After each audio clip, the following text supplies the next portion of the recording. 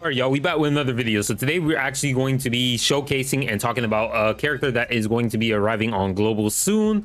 Maybe by the time this video is uploaded, it might have already arrived, but either way, we're going to be talking about him. And that character is going to actually be domain expansion, well, incomplete domain expansion Megumi, right? So this character is actually very phenomenal, a very highly rated unit on the JP side. You use him for a lot of things just because of how potent he is in a lot of content. He doesn't really have that much drawbacks, and even the drawbacks that he does have, they don't take away from the fact that he's still extremely powerful, right? So let's actually talk about the skills, obviously skill level priorities, all that other good stuff, and then we'll go over, the showcase on the actual character himself. So they delayed Yuta for him, but fear not, this character is just as amazing as Yuta. In fact, in my opinion, I would say he is better than Yuta, although they do not serve the same purpose. He is still very, very, very powerful. Let's get right into his skills, and then we'll kind of talk about some other points about him, right? So he is an SSR mono yellow character. So if you need a mono yellow DPS character, you definitely can use him. He does a lot more than just DPS. He does it all. We have the first skill. He will deal 180% melee taijutsu damage to the selected enemy, so pretty decent. But then when you have the domain active, he will deal 300% melee taijutsu damage to the enemy, and he will increase the selected enemy's damage received by 99% for 3 turns. That is a lot of damage received to one enemy. This is by far one of the most powerful skill ones in the entire game. There's literally no question, no debate about it. It is one of the most strongest ones. The fact that you can get to 300% increased damage received to the enemy is absurd. So he's definitely a powerful debuffer, as you can see just by this first skill. Like, I even have level 10. Next up, we have skill 2. So skill 2 is continuous exorcist slashes. Not really very needed most of the time, but it can do damage, and it doesn't cost that much cursed energy either. Deals 194% of melee taijutsu damage to all enemies, so it's an AoE sweep cleave. And then while the domain is active, it deals combined melee, so it will do 210% taijutsu damage and 210% jujutsu damage to all enemies. If you don't know what that is basically your physical power and your cursed power. Next up, we have skill 3. Skill 3 is Sudden Slash. Deals melee combined damage equal to 255% taijutsu and 180% jujutsu to the selected enemy, and increases the selected enemy's taijutsu damage received by 20%. That is physical damage, right? So I mean, you don't really need that too much. A lot of your characters are going to be Jujutsu based, which is curse power, so this is not relatively that important, but it definitely can do some good damage. And if you are using a physical character, then good for you, right? Then while you have the domain active, this is the reason why you're going to be upgrading it, is the amount of damage you can actually get off of Sudden Slash. Deals melee combined damage equal to 451% physical damage and 225% curse power damage to the selected enemy. Then deals 225% ranged curse technique power to selected enemy. Then it increases the selected enemy's physical damage received by 60% for 2 turns. So as you can see so far, this character can increase the amount of damage that he does to the enemies by just using his skill 1. And then if you need to focus mainly on your physical characters, then you can use your skill 3, which does a ton of damage and increases the damage from physical characters. On top of that, stuns the selected enemy 1 turn. Chance 100%. Keep in mind, some enemies will like dodge or resist it, so obviously it's not going to work all the time, but it's still very powerful to have a high damaging move, which also increases the amount of damage done to that enemy while also being able to stun. So very powerful skill 3. And it only costs 20 cursed energy when obviously you have your domain up, but without your domain, it's 25. It's still very low. It's powerful in overall. Now let's talk about the domain, because that is going to be the main point for a lot of people, especially considering the fact that the character is called incomplete domain expansion, Megumi or whatever. So it's literally one of the strongest domains in the game. But remember, It is an incomplete domain expansion, so there is going to be some drawbacks about it that I will talk about after I talk about what it does. So it deals 1,614% range Jujutsu damage to the selected enemy. So if you're going against one boss on global, he is going to be the hardest hitting character by far for like if you're just fighting one enemy.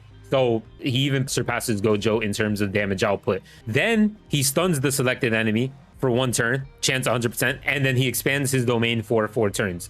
Now, here's the crazy part. When the domain is actually active, he will decrease all enemies' damage by 35%, so that provides you survivability for your entire team. He increases all enemies' damage received by 45%, so that guarantees that you're going to be doing a lot of more damage with your entire team to the enemies. On top of that, he grants attack immunity to self, which is crazy. On top of that, he decreases his own skills cursed energy cost, so all his skills cost 5 less cursed energy, which is really good because they're already low as it is. So a 25 from his skill 3 to 20, and then from his skill 2 a 15 to 10, which is insane because then you could practically spam it every single turn. Although you're going to probably be spamming skill 1 a lot of the time for the debuff, and you're unable to fill your ultimate skill gauge. So that is the same for anybody else who has a domain expansion. You have to wait until their domain expansion is over. On top of that, he does have a other effect though, which at the start of each turn, if his own cursed energy is 15 or below, he will fill some of his ultimate skill gauge. So you want to make sure you're using as much of your cursed energy as possible in the earlier stages before you actually get to your domain expansion. So he can actually charge his domain expansion relatively quickly.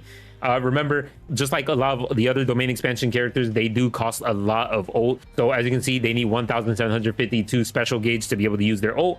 So it is going to take quite some time, but trust me, on this character, it's worth it. So just try to maintain less than 15 cursed energy on this character at all times, so you can get your ult a lot quicker. Now let's actually talk about the drawbacks, since I've hinted all about them, which is basically going to be the fact that his domain expansion is very different to other domain expansions. Considering the fact that his is incomplete, his will not overtake another person's domain expansion. Very unfortunate. So if you're fighting an enemy who does have a domain expansion, if they use their domain expansion, you are going to get overwhelmed. 1, because you're not going to be able to overwrite theirs, and 2, if you used yours beforehand, they can overwrite yours. That is his biggest drawback. The fact that his domain expansion cannot overwrite and his can be easily overwritten. That is the biggest drawback in his entire kit. Now, the good thing about this character though is if you do have him at skill level 1, so for global players who just obtained him like just at the start, at level 1 he has his special will do roughly about 980% damage, which is really good because that's about the same modifiers as Gojo. Probably going to be the strongest DPS on global for a while until we actually get like Teen Gojo, who's a better yellow DPS than him. Now let's talk about skill level priority. As I do with every other character showcase, I like to talk about the skill level priority in case you do manage to pull for the character and get him, then you'll know what is important for this character. So the first thing that's important is skill 1. Next up is going to be the ult. We're mainly using the ult for the extra additive effects to the rest of his kit, but if you want to get extra damage, of course, you're definitely going to want to level the ult. So the ult is a very good secondary option to do because that's what you're going to be aiming for regardless in any fight, so that way you can enable the rest of his kit. Then it's going to be skill 3. As I said before, skill 3 does a ton of damage and also can increase the amount of damage that your physical characters can do. And then last but not least is the skill 2. But yeah, best debuffer / support in score attack as well, but in my opinion in the entire game. All right, so this is going to be our team formation on utilizing our domain expansion Megumi. We are going to be kind of showcasing him in both standpoints on how much damage he can do with his ult, and then on top of that we are going to be showcasing how he can enable the rest of his team to do significant amount of damage with his domain expansion, right? We have Nobara. Nobara is going to be our main DPS character. She's going to be dealing more damage based on how many debuffs are on the enemy. Between Mai and Megumi, we will have a bunch of debuffs so we can do tons of damage. And then of course we will have the hollow purple Gojo memory because it is the strongest one for carry characters that are curse power based. So yep, and it gives you ultimate skill gauge as well every wave by 200, so not bad at all. So this is going to be the team setup, and yeah, time to actually showcase the team. So we're going to be doing chapter 14 EX4, which is an extremely difficult stage on story mode, which we won't be getting for some time. As you can see, the requirement is 78,200. We're going to be using the team we mentioned earlier, so we're going to go straight into the quest with this team.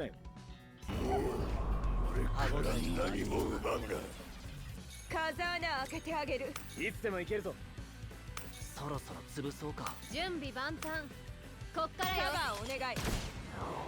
ガラキ。有効射程。有効射程。いつでもいいわよ。いつでも行けるぞ。そろそろ潰そうか。準備万端。こっからよ。カバーお願い。同一展開。感動を上げて。行け。 So type disadvantage without any crazy buffs, almost to 1.3 mil, so not bad. The only thing that he really got damage increases from were from the debuffs.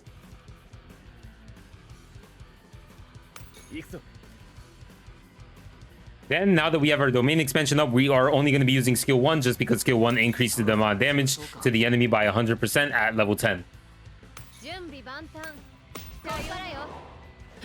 So we're going to do it for a duration of 3 of the turns. So we're going to do 2 turns normally, and then on the 3rd turn, we're going to nuke.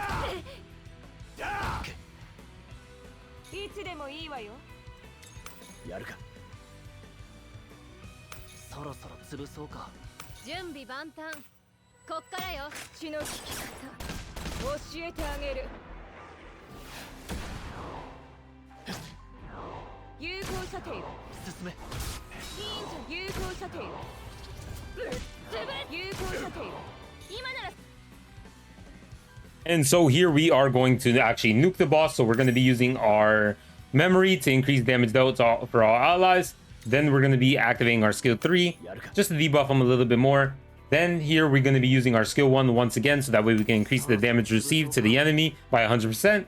Then after that, we are actually going to use the memory. Doesn't really matter too much. Ult with Geto, and then we're going to be ulting with our Nobara.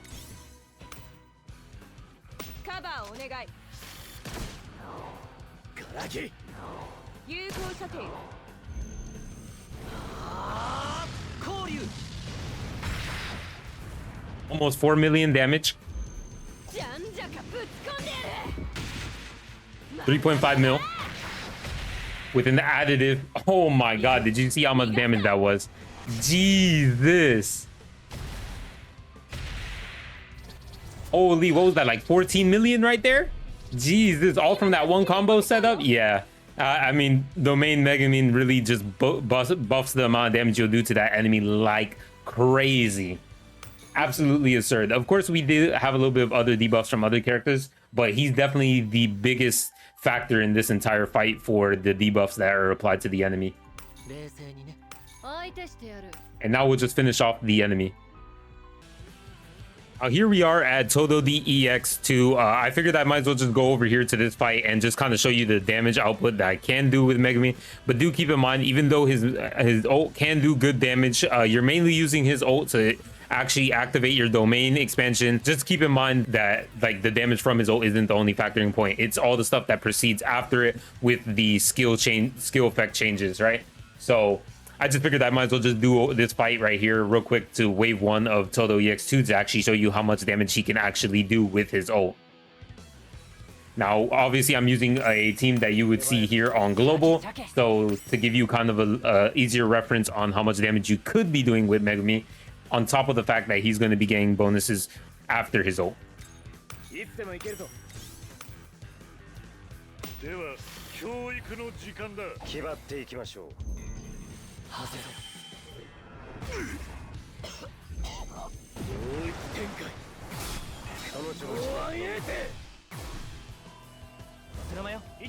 So roughly about like 1 point something ish mil. Not bad at all. He does pretty good damage.